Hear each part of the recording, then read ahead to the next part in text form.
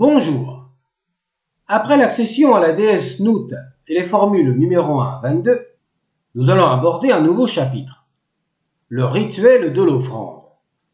Les premières formules sont les 23 et 24, on parlera de la libation, et ce sont les paragraphes 16a à 16f.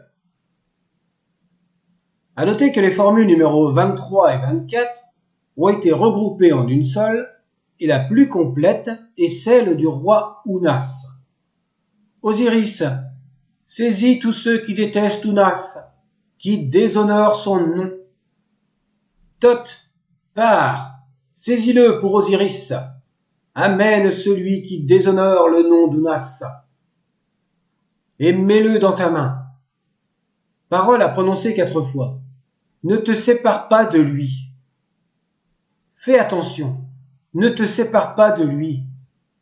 Parole à prononcer.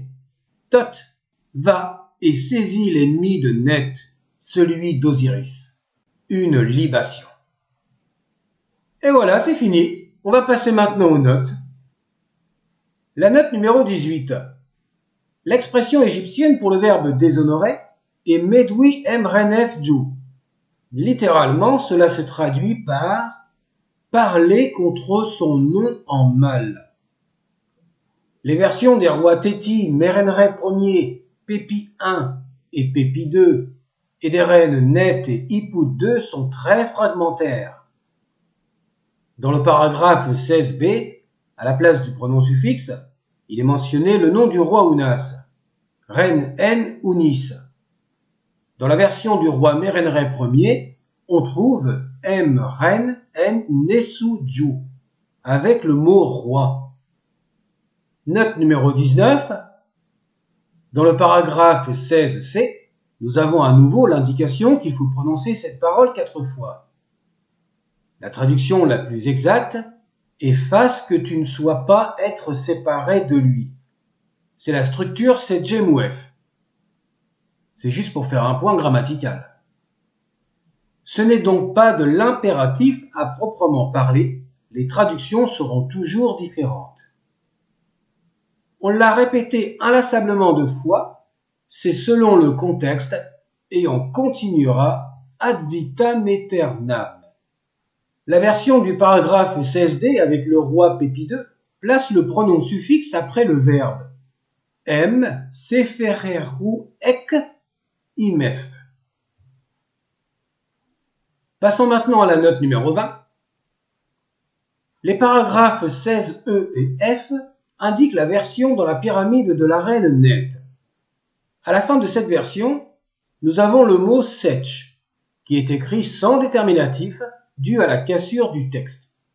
La version dans la pyramide d'Ounas n'indique que la fin avec le mot Setch pour la libation. Ce hiéroglyphe, absent du J-sèche, est une variante du W57. Ce W57 est utilisé en tant que déterminatif des termes, indiquant l'idée de versement d'un liquide. Le W57 est une graphie du W54 et du U93. Ce hiéroglyphe W54 est une graphie abrégée du D60. Quant au U93, il désigne un bol dans le sens générique du terme.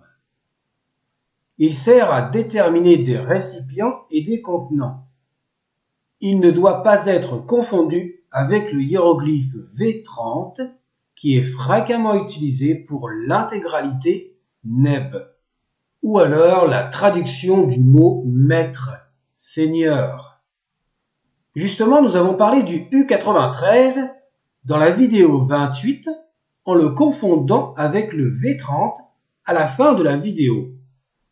Sur ce, à bientôt pour la suite et portez-vous bien.